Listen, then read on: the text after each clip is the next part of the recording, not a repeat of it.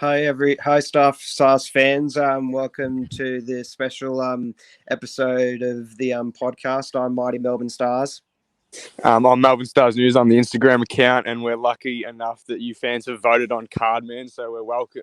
We're pleased to have him here. It's someone different for the podcast. We've never had someone who's got a following come on. So everyone welcome him. Obviously, how you going today, Cardi?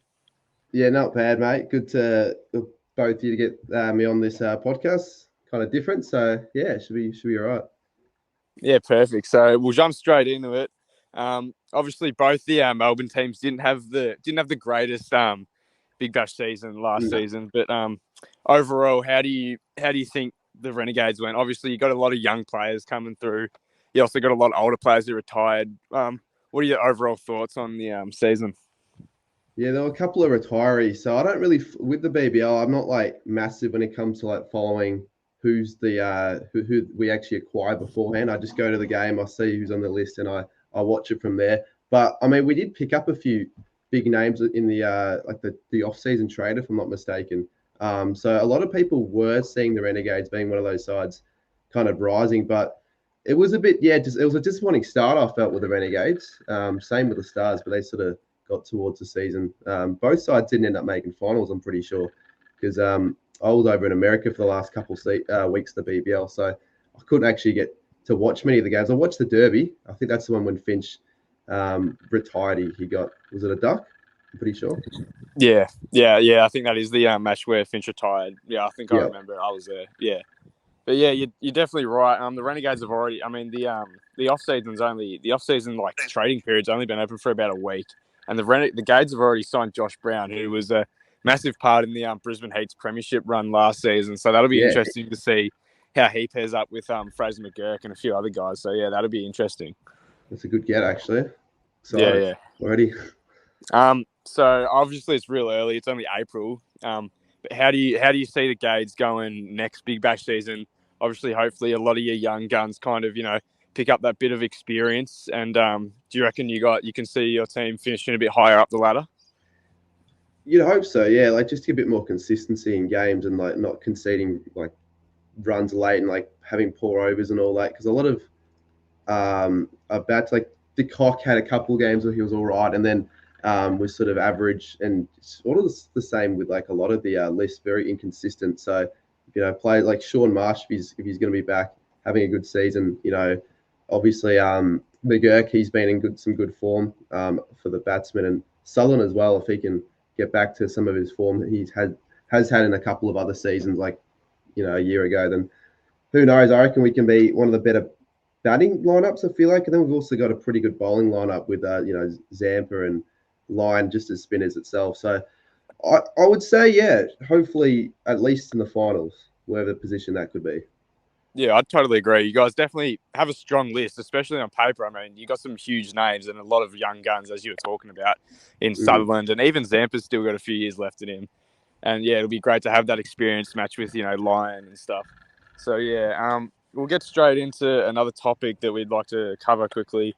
The Big Bash last week released a new rule where you can now sign international players for up to 3 seasons.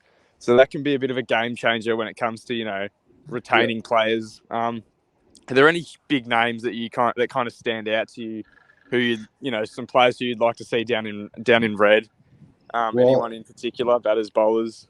I'm wondering like who's available for selection. Is it any player in a way like you've got to nominate, right? So what sort of, how does that work in a way? Yeah, well, yeah, that's the tough bit. The actual official international draft list isn't out yet. We're not too sure when it comes out. But yeah, you do have to nominate, which majority do. Majority who have nominated previously come back. So maybe I'll change the question up a bit. Anyone previously an international player, any previous international players from any club that you'd like to see for the Renegades in the next few seasons? Ooh.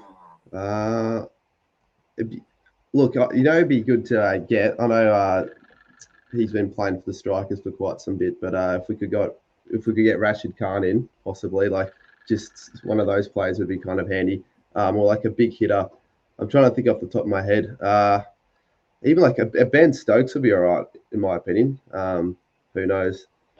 Yeah, well, there's a lot of those international names, some big names from like Pakistan and India, who are hopefully going to be nominated. There's been a lot of talks of people like Johnny Bairstow, Babar Azam, all those Yeah, big Azam will international be test nice. players.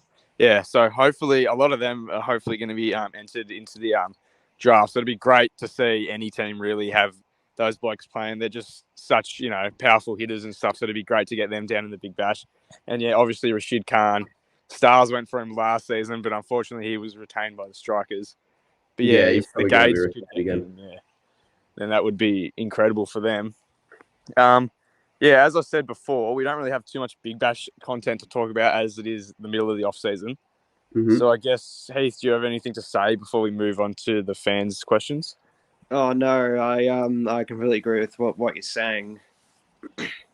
Yeah, all good. We've just got some simple questions here from the followers, so we'll get straight into it. The first question's by Jaden. Can you give us your top BBL 11 right now? Can you name 11 players who you'd have in your, super team? Oh, tell you what, I'm not in BBL mode right now, so I'd have to look up a list. Totally fine, mate. If you can't, I can name a few, but I could name the Yeah. whole 11. I'm definitely in my AFL mode right now, to be honest. Yeah, it's totally fair enough. It's all right. We'll go into the second one. We got from Luke.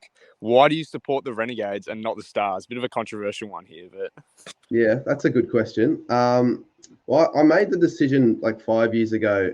I was going to the BBL with a couple of cousins, and I was like, I never really was into the BBL that much. I'd go to a couple games before 2018 here and there, but just with my dad. And if it was a Stars game, it was a Stars game. If it was a Renegades game, it was a Renegades game. But I kind of wanted to pick a side, so I thought I'd go the underdog, sort of the smaller side, because I prefer to support the smaller side, sort of like the Saints. They play a marble, so I don't know. I like the look of the red. I think it might have been even when Chris Gale was still around. That got me into the Renegades when he may have hit that 50 off 11 or whatever it was. So that would have probably made the decision whatever the year that was. Yeah, that's fair enough. I respect going for the underdogs. Yeah, I mean both Melbourne teams have had good histories. So yeah, that's fair enough. Move on to this third question. I wrote these a week ago, and this was back when Cody said thoughts on the rumors of Josh Brown to the Renegades, and obviously now he's been traded to the Renegades. So what are your thoughts? Are you excited to see him in red, or do you think he's unneeded? No, we'll take Josh Brown after the performance he had in the finals last season for sure. Hopefully he can bring us a trophy this year, possibly. Be tough though. Yeah. Mod says, what are your thoughts? Obviously, this was last season. What are your thoughts on the Sam Harper and Adam Zampa trade? Do you think it was a good end on your half? Do you think it worked out well for you guys? So I'm trying to. So how did Sam Harper end up faring for the Stars? Was he Yeah, not too great. I'm sure Heath can touch on that as well. He struggled. He struggled a lot. Because did he not get a little bit of form when the Stars were going well, or was he sort of one of those players that's still struggling kind of a little bit? He was still struggling a little bit. He actually ended this last 2 games with a concussion. He actually went to hospital, so obviously he couldn't play then, but he never really managed to get in form. I think his top run score was 12 or something for the season. Yeah, well, I feel in terms of output, I reckon definitely got more out of Zampa, and I was fine with the trade when it happened. A lot of the BBL trades, I look at my page and I see it. I'm like, geez, that's a surprise, but I took it when it happened. Yeah. If I was a Renegades fan, I'd definitely be happy with the trade. I think obviously Sam Harper was great value while he was at the Renegades, but as of late, he just hasn't been performing the way Stars fans would like him to. And obviously Zampa, great experience, both domestic and internationally. So it's awesome for you guys. Because he wasn't even at his best for us, the Renegades. Some of the games, he conceded a lot of runs, but I think he could be set for a good year, hopefully, next BBL season. Yeah. That's most of the Big Bash questions. Now we've got some more, footy or YouTube questions. We've got one from Blue Moo who says, will you hit 50K subs this year? Blue Moo, I know him from the chats quite a bit. It's a tough one. I'd have to push out a lot of big videos, I feel like, this year to get me over the line, to get that sub count ticking a bit quicker. I think 45K, but if we get a really good couple of months in a row, who knows with the consistency, 50K would be nice. But yeah, just got to get some bigger videos that have better chance of going viral to get some more subscribers, I reckon, which is definitely cards. And we've got a footy question from AFL Cam. Says, can Jack Higgins kick a winning goal again? Of course he can kick a winning goal. He snags for a reason. But yeah, we just need to see it more consistently with Higgins because he can have a few off days. But hopefully he's the sort of player I'd love to see kick a goal off the siren for sure. Yeah, I totally agree. I mean, I'm not even a Saints fan, but yeah, I can definitely agree with that. Yeah. What else have we got? We got one favorite part about being a YouTuber.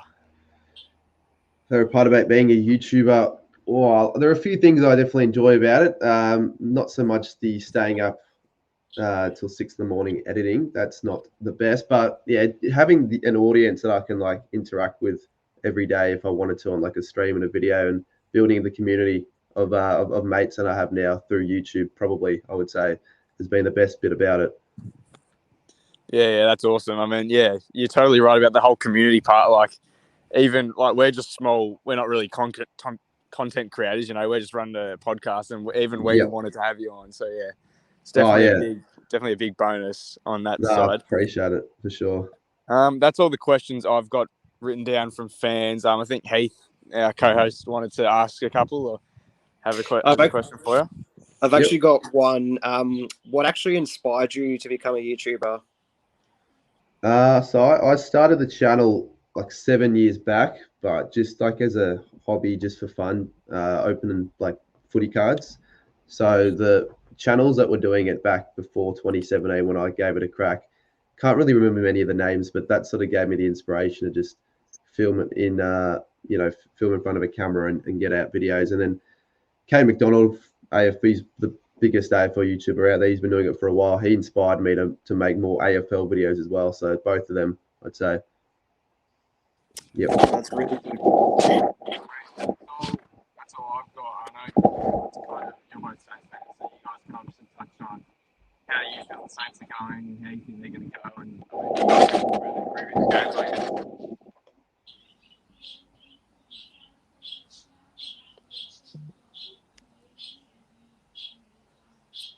So pretty much he was asking about like how's St Kilda going this year. Oh, you asking another question? Yeah, because he's had because I think his communication dropped out, so he asked he asked how the Saints are going to go this year. Yeah, that's all good. Hopefully Saints can find our way into finals. It's been a bit of a mixed bag season, hasn't it? With a few close losses, almost performances. I feel like the talent's certainly there. It's just sort of not put together yet. And I feel like up forward we can definitely, be more efficient. And in the midfield, we definitely need a few bigger names to strengthen our squad so we can actually become go from here to there. So hopefully the Saints, it'd be good if we made finals again and win one. But if we don't, it's not the end of the world. I think we're heading in a good position. Yeah, no, I totally agree. I saw your live stream with the Giants, and I was like to myself, you do love your footy. Like, you were pretty frustrated where we weren't turning up for 3 quarters, but you were you were pretty off your ass like in the last quarter and just like coming back. I was excited in the end. At the start, like the turnovers were just so frustrating because they could have been easily avoidable. But yeah, I mean, oh well, wasn't really expecting us to win that, even though it tipped us. Yeah, that's okay. Sorry, guys. It booted me out before. But you guys heard what I was saying before I left about, you guys were just talking about Saints. Yeah, all good. Sorry about that. That's all good, mate. Yes, and what was your reason for becoming a Saints supporter? So that's through family. I didn't really have a choice in a way because when I was born, my dad was a Saints fan, so made me go to Saints game. I think I went to Saints games when I was like literally in the first year of me being alive. So I think I've been a member since 2004, I think, actually. So yeah, for quite a while now. And my dad's dad, when he moved to Melbourne, he moved to St Kilda. So that's why I supported St Kilda. So yeah, I don't think my dad's seen a flag yet. He wasn't alive for 66. So he's been a fan for over 50 years and still hasn't seen a flag, so could be worse. Yeah, no, my dad goes to St Kilda as well, and he was alive when we won our one and only premiership. He was 6 years old, and he actually got to live our premiership. And I'm like, great! I've seen 2 losing grand finals, but that's okay. We got to go through the highs and the lows. Exactly. Well, I mean, it's arguably like for him, he's been waiting longer for the next one in a way. You wouldn't have been waiting for as long, but I mean, at least he's gotten to experience a flag, to be fair. Yeah. I think we've covered most stuff. I'll just quickly, Cardi, get your thoughts on the whole gather round. Obviously, not just your thoughts on how the Saints went, but what do you think of the whole idea the AFL's brought in? Do you think it's a great community kind of thing? Yeah, I'm a big fan of gather round. Comparing it to like other things the AFL have done over the last few years, like the opening round and all that, the gather round I'm a fan of. They went with the idea. I think they proposed it because of the NRL in 2022, like late 2022. And immediately I was on board. I'm like, yeah, this sounds like a really cool idea. I booked flights and accommodation. I made sure I headed to the first event. It was a success, but I think the second one's an even bigger success. A lot of more people are aware of it now and want to be a part of the vibes I guess Adelaide brings for gather round. And it was just really good this time around for sure. So yeah, if they continue, I think they're going to be doing it in Adelaide for forever now. I think gather round. So yeah, I'm a fan of it. Yeah, I was lucky enough to head to the most recent one, and yeah, I was a huge fan of it. I thought the City of Adelaide did a great job, welcoming in all the AFL fans. I thought, all the footy festival and stuff was great, especially for the younger ones to meet some players and even meet people like you guys and Kados and Roaming Has and stuff that were there. Yeah, it was exactly. Awesome. I went to the Hawks. Creators. Yeah. I went to the Hawks Collingwood game, and I'm a Hawks supporter, so it was a bit rough to watch, but I was glad that we did, finish. Yeah, I was glad about the finish. That's the main thing, yeah. Yeah, I was only there for that last quarter, so that was actually a pretty fun finish to watch for sure. Yeah, the last quarter was awesome, but yeah, no, overall it was a really great weekend. I enjoyed it. Sweet. Yeah, no, that's looks like you guys had fun with the gather round. What are your thoughts on Kelly Underwood and the opening round? You go, Cardi. Kelly Underwood. There are better commentators. I'll just say that. It was a bit annoying having a commentator over the Saints game for that, because that's I think the first Saints game since 2022 that I watched on TV that I didn't attend. So I mean, I've been to most of them. And then opening round, you said? Yeah, opening round. That it's a stupid idea. They should scrap it. I don't know. It is a weird one because I originally didn't hate it because it was an extra round of footy, but there isn't any hype. Like if you're in most people, because there are only 8 games, most of the teams aren't even playing in the first week of footy, which I don't like. I think you've got to have every team play in the first week because it sort of kills the hype a little bit. So I don't know. If the Saints played an opening round next year, maybe I wouldn't hate it as much. I'd probably go to it. But yeah, it looks like the AFL want it to stay, but I think they can do a few things to make it better for sure. No, it's very good answers. Did you have anything, co-host? I think we've covered everything. We've had a great little 20-minute session here covering all the Big Bash news and all the questions that the fans have asked, and then we've obviously touched on the AFL. So I think we're done here. I mean, a huge thanks to Cardman for coming on and thank you. Spending his time with us. No, thanks for having me. I mean, appreciate the kind words and filling me up with a bit of BBL as well because, Josh Brown would be a good pickup for sure. Yeah. So no problems.